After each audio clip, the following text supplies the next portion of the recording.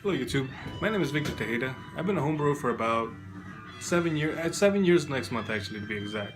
I'm going to give you guys a quick tour of my brewery, my setup. I just recently went fully electric.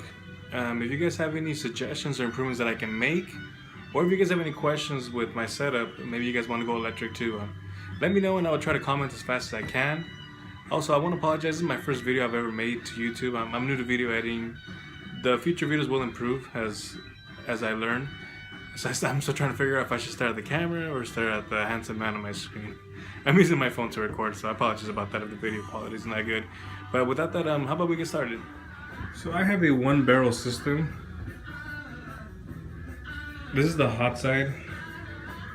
All stainless steels. I have a thing against plastic. Who knows what gets leached out with the high temperatures that we use. To be honest, I do believe that Spike Brewing does have the best kettles. Both my hot liquor tank and my brew kettle are Spike Brewing. They're 30-gallon. I added a Blickman oil coil inside. I recently went full electric. I'm currently 2 brews in with this setup, which is one of the reasons why I'm doing this video. This right here is the SS Brewtech Mash Gen. This thing's pretty badass though. Has all the bells and whistles, recirculation. Has a thermometer, so you can tell the differential in pressure between the top and the bottom of the false bottom. That way you know if you're running your pump too fast. Also do a rim setup, all stainless. I built that. This is the controller for it. How about that one on Amazon? Actually, pretty good deal. This is my chiller. Hey chiller. My exhaust, those coils actually work surprisingly good. You need a good ventilation system if you're gonna run it inside. That's a little hop string, same thing, it's a Blickman platform. Right here, this is my controller. I have everything labeled and stapled. Hot liquor tank, oil. All the little essentials. These are just tools. My brewing salts, calcium chloride, gypsum, calcium carbonate behind that one. I highly recommend them. This shows if you guys have any questions on brewing or certain topics, the Brewing Network is a great source. Also, the Blickman Quick Carb is actually works surprisingly well. If you're impatient like me and want to drink your beer as soon as it's ready, this thing will do you wonders.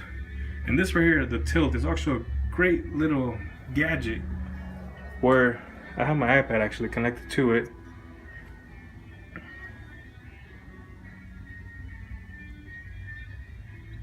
There's a sensor, a hydrometer inside there that would give you live temperature readings and hydrometer readings.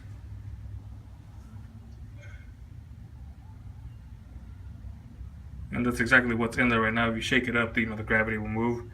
And I have that labeled. Each different color is a different sensor, hydrometer that's floating in there that I can track and graph, and actually produces a nice graph for you, so you can track temperatures and OG drops, and it'll chart it up pretty nicely. These are 14-gallon conicals, and these are 7-gallon brew buckets.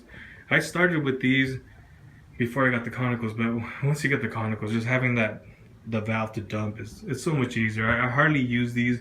I only use these when I'm gonna experiment with different dry hopping or even different yeast strains. So my next brew, I plan on doing a pale ale, which I'm just going to split the batch and plan on using 1056 Y yeast on this one, and I believe it's 1098, the English dry ale strain, something like that. Down here I have my glycol chiller. Can't forget about the boys. Don't remind me about the Super Bowl, I'm still getting over that. That was a tough loss. And then right here is just stir plate. Different yeast starters depending on the strength of beer. Other than that, if you guys have any questions or suggestions, I'll be more than happy to go into detail. Again, my name is Victor Tejeda.